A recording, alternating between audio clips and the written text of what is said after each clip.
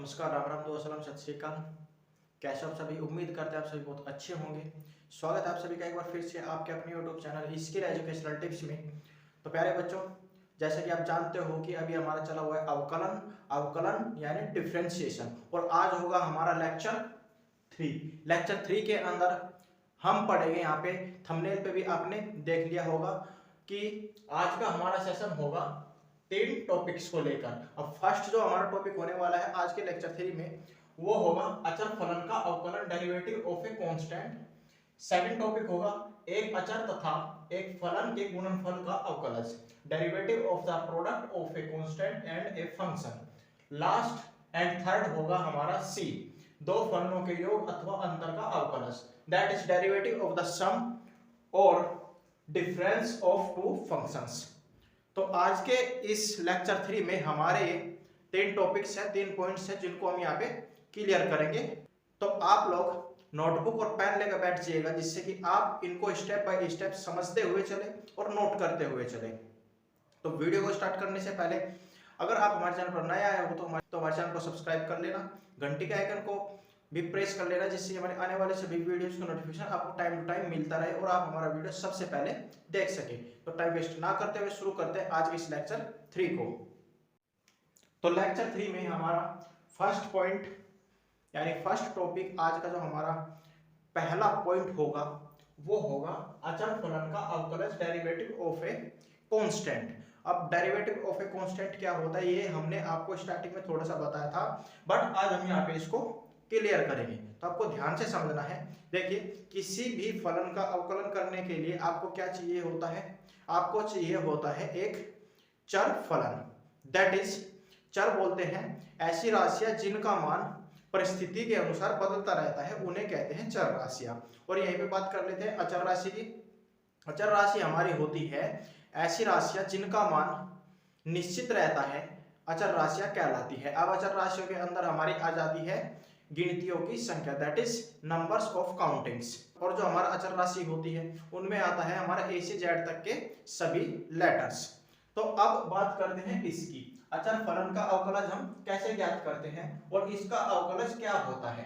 तो हमको क्या कर लेना है, सबसे पहले माना प्रत्येक फलन के लिए, माना प्रत्येक फलन के लिए, इसका कहने का मतलब है दैट इज x के प्रत्येक फलन के लिए fx, x का फंक्शन हो जाएगा fx इक्वल्स टू c है।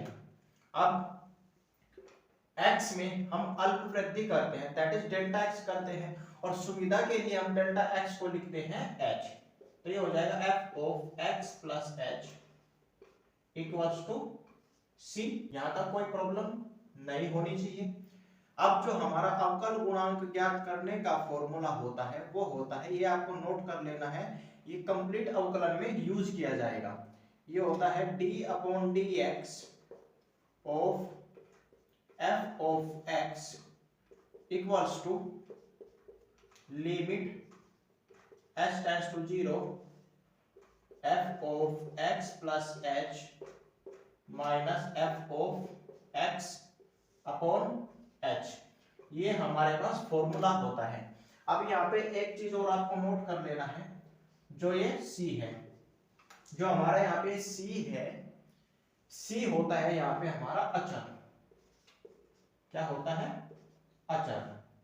अब इसके अकॉर्डिंग हम इसको सोल्व करेंगे, that is d upon dx of fx का मान है हमारे पास c, f of x equals to c हो गया हमारा limit s tends to 0 f of x plus h equals to हमारा c minus f of x equals to भी है c अपॉन h। लिमिट तब तक यूज नहीं करेंगे जब तक कि डिवीजन से h खत्म नहीं हो जाता। अब ये बन जाएगा limit h tends to 0।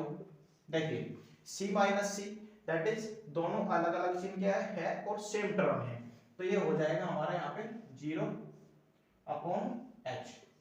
h से 0 को डिवाइड करेंगे तो कितना आएगा, 0 ही आएगा। Limit h tends to 0 of 0 equals to, ये कंप्लीटली आ जाएगा 0।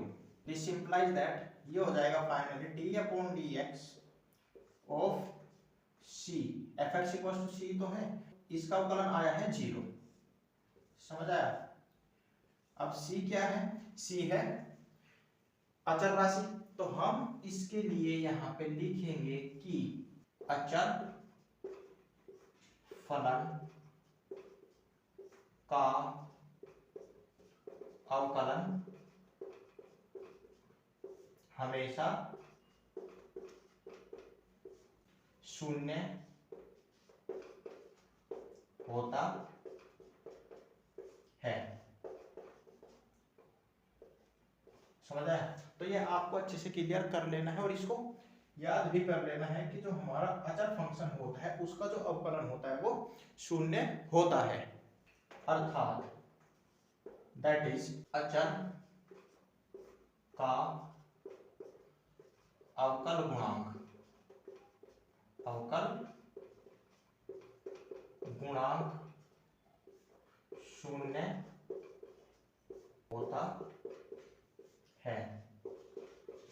अब आप यहाँ पे समझिए कि हमने ये दोनों सेम चीज अलग अलग तरीके से क्यों लिखी है। तो आपको यहाँ पे समझना होगा कि कहीं पे तो हम बोल देते हैं अवकलज, समझना है ध्यान से, अवकलज या फिर अवकल गुणांक, ये हम शब्द यूज करते हैं। अब यहाँ पे क्या है, अवकलन, और यहाँ पे है अवकल गुणांक, और एक आता है अवकलज। तो अगर इन तीनों की बात की जाए तो इन तीनों का मीनिंग होता है सेम। समझ आया? इन दोनों का जो मतलब है वो यहाँ पे सेम है कि अवकल गुणांक जो है वो शून्य होता है। अब अवकल गुणांक क्या होता है, अवकल गुणांक होता है हमारा अवकलन, अवकलन जो हमारा यहाँ पे ये आया है। समझ आया? तो इसको आपको कर लेना है नोट, मोस्ट इंपोर्टेंट नोट से मोस्ट इंपोर्टेंट पॉइंट है, तो आप इसको नोट करिए। फिर देखते हैं आज के लेक्चर 3 का second topic, second point. Second topic हमारा हो जाएगा एक अचर तथा एक फलन के गुणनफल का अवकलज, that is derivative of the product of a constant and a function. अब कांस्टेंट क्या होता है, कांस्टेंट हमारा होता है नियतांक, अर्थात एक ऐसा नंबर जिसकी वैल्यू निश्चित होती है।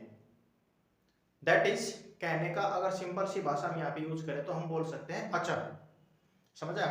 अचर और एक फलन का दैट इज एफ एक्स के गुणनफल का अवकलज कैसे होता है, देखिए नियम आपको ये तैयार कर लेना है क्योंकि ये हर एक जगह अवकलन में यूज होना ही होना है और समाकलन में भी इनका कहीं ना कहीं प्रयोग होगा। माना capital F of X equals to आपको मान लेना है C into small F x.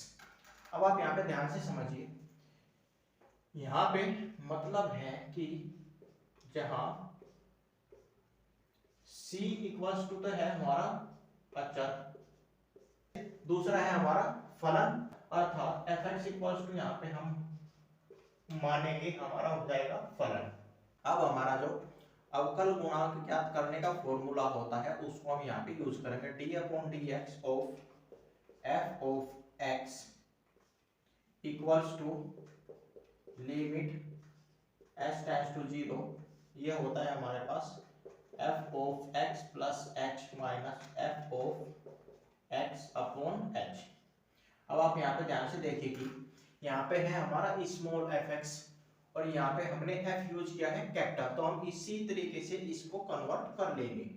ये हो जाएगा d upon D x of capital F of small x equals to limit h tends to 0 f of x plus h, that is जब हम यहाँ पे capital F of x plus h करेंगे तो हमारा यहाँ पे फंक्शन बन जाएगा c into small f of x plus h minus f of x, that is capital F of small x equals to हमारा हो जाएगा क्या, c into f of x और अपॉन h।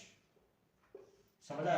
अब इसमें से हम कर लेंगे c कॉमन, तो जब हम c कॉमन करेंगे ये बनेगा limit h tends to 0, c को हमने यहाँ पे कर लिया है कॉमन, बड़ा ब्रैकेट आप यहाँ पे यूज कर लीजिए। अंदर क्या बनेगा, अंदर बनेगा f of x plus h, f of x plus h minus f of x, छोटा ब्रैकेट और अपॉन h। अब c को जब हम बाहर कर लेंगे, c को जब हम बाहर कर लेंगे हमारे पास बन जाता है ये limit h tends to 0 f of x plus h minus f of x upon h। और ये फॉर्मूला हमारा किसका होता है, ये फॉर्मूला होता है हमारा अवकल गुणांक के इक्वल। तो हम इसको क्या लिख देंगे, हम इसको लिख सकते हैं d upon dx of capital F of small x equals to c into d upon dx of f of x के इक्वल। अब आपको यहाँ पे एक चीज और आपको नोट करना है कि capital F of x equals to हमारा कितना है, ये है c into f of x। इसको आप यहाँ पे पुट कर दीजिए, दिस इंप्लाइज दैट ये हो जाएगा d upon dx of c into small f of small x equals to c into d upon dx of small f और स्मॉल x के। समझा। तो आप देख सकते हो कि हमारा जो सेकंड नंबर का रूल है वो क्या कहता है, वो कहता है कि एक अचर ये हो गया है तथा एक फलन के गुणनफल का अवकलज, दैट इज अचर यहाँ पे क्या है c है और यहाँ पे भी क्या है c है।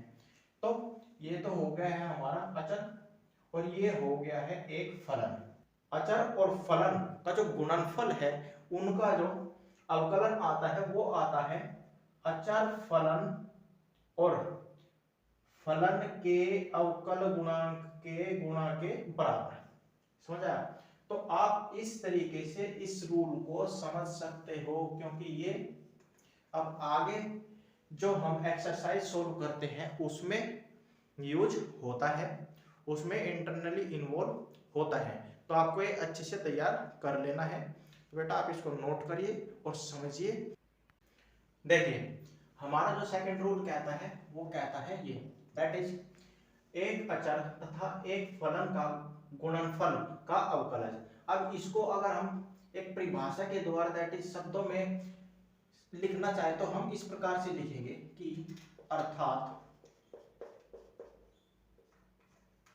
एक अचर तथा एक फलन के गुणनफल का अवकल गुणांक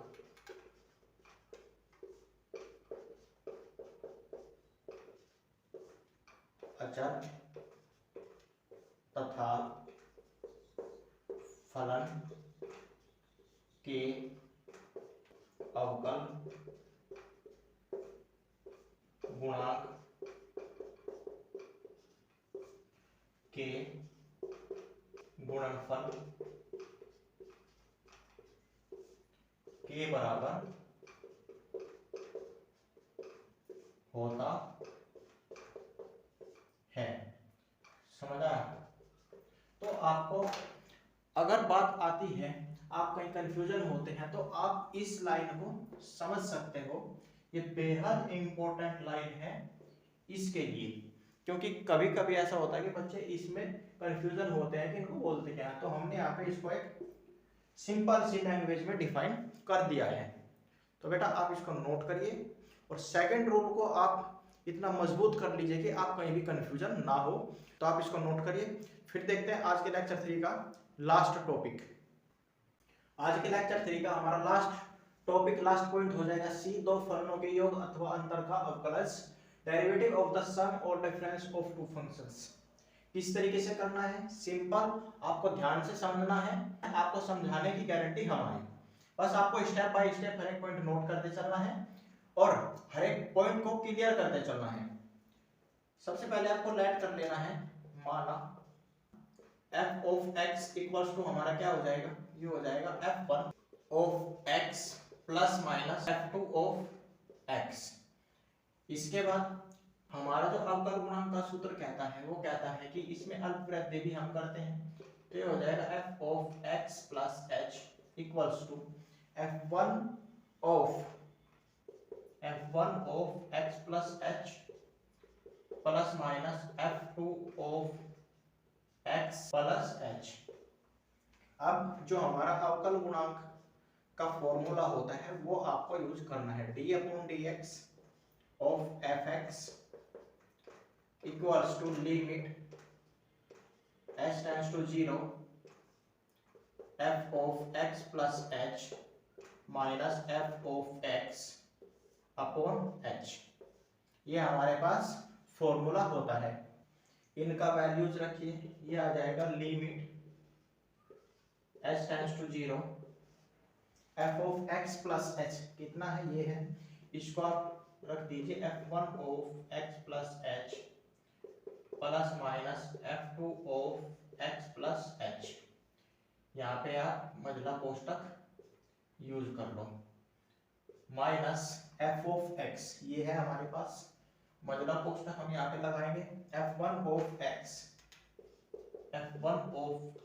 plus minus f2 of x, मझला कोष्टक बंद और डिवाइडेड है ये h से, बड़ा कोष्टक भी बंद। अब इक्वल्स टू ये हो जाएगा limit h tends to 0 f1 और f1 को आप एक जगह ले लीजिए और माइनस का यहाँ पे कर दीजिए अंदर मल्टीप्लिकेशन, और प्लस माइनस, जब प्लस माइनस के साथ आप माइनस का मल्टीप्लिकेशन करोगे तो हो जाएगा जी माइनस प्लस हो जाएगा और प्लस माइनस हो जाएगा, दैट इज ये हमारे पास अब बन जाएगा मझला कोष्टक f1 of x plus h minus f1 of x, मझला कोष्टक बंद, यहाँ पे आ गया दोनों f1, इसके बाद प्लस माइनस, या सिंपल सी भाषा पे ये कि आप प्लस माइनस को कॉमन कर लीजिए, तो यहाँ पे क्या बनेगा, मझला कोष्टक यहाँ पे लगाना है, f2 को आप एक जगह कर लीजिए, ये हो जाएगा अब f2 of x plus h minus f2 of x, मझला कोष्टक बंद और अपॉन h, बड़ा कोष्टक को कर दीजिए बंद। अब लिमिट आप अलग अलग अप्लाई कर दीजिए, तो ये हो जाएगा limit h tends to 0 f1 of x plus h minus f1 of x upon h, चिन्ह है plus minus, limit h tends to 0 f2 of x plus h minus f2 of x upon h। अब हमने ऐसा क्यों किया है, क्योंकि हमको यहाँ पे कहा गया है कि दो फलनों के योग अथवा अंतर का अवकलज, तो ये तो हो गया फलन f1 और ये हो गया फलन f2, दैट इज ये हो गया f1 के लिए और ये हो गया f2 के लिए, तो हम इसको अब लिख सकते हैं equals to d upon dx, इसको हम लिख सकते हैं d upon dx of f1 of x, ठीक है, प्लस माइनस इसको हम लिख सकते हैं d upon dx of f2 of x, d upon dx of f2 of x।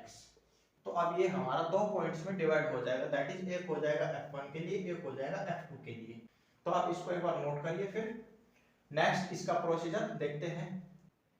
तो हमारे पास क्या बना है, फाइनली हमारे पास बना है ये, दैट इज हमने किया यहाँ पे अवकल गुणांक के सूत्र का प्रयोग जो होता है ये, और दो फलनों के लिए हमने इसको कर दिया है इसमें चेंज, इसका प्रोसीजर हमने कंप्लीटली किया है, तो हमने वहां पे लास्ट से उठा के केवल इसको रख दिया है।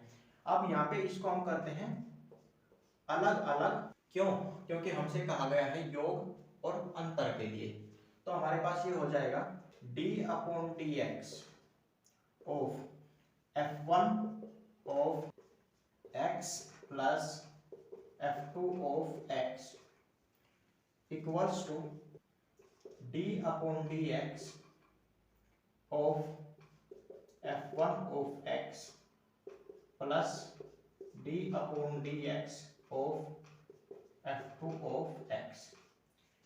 सेकंड ये तो हो गया हमारा प्लस के लिए। अब की बार हम कर देंगे इसको माइनस के लिए, d upon dx of F1 of x minus F2 of x equals to ये हो जाएगा d upon dx of F1 of x minus d upon dx of F2 of x। तो हमारे फाइनली ये डिसीजंस आते हैं, ठीक है ना। दो फलनों के योग अथवा अंतर का अवकलज, ये तो हमसे कहा गया था, तो हमने इसको कर दिया है अलग अलग प्लस में भी और माइनस में भी। अतः हम कह सकते हैं कि दो फलनों के योग अथवा अंतर का अवकल गुणांक उन फलनों के अलग अलग योग अथवा अंतर के बराबर होता है। तो हमारा जो ये अलग से रिप्रेजेंट किया है, ये क्यों किया है, इसका जो मीनिंग होता है वो इन्हीं दो लाइनों में निहित है। दैट इज, अगर हम बात करें कि दो फलनों के योग अथवा अंतर का जो अवकलज होता है वो क्या होता है, तो दो फलनों का जो अवकलज होता है उन फलनों के अलग अलग योग अथवा अंतर के बराबर होता है। ठीक है, तो ये था आज के लेक्चर 3 का हमारा लास्ट टॉपिक। तो आप इसको अच्छे से कर लीजिएगा क्लियर। तो आज के इस लेक्चर 3 में अगर आपको कोई भी डाउट है या कोई भी क्वेश्चन है तो आप उसको कमेंट बॉक्स में टाइप कर दीजिएगा। नेक्स्ट वीडियो में आपको उसका सॉल्यूशन मिल जाएगा। तो आज के लेक्चर 3 में बस इतना ही, मिलते हैं नेक्स्ट वीडियो में, तब तक के लिए नमस्कार।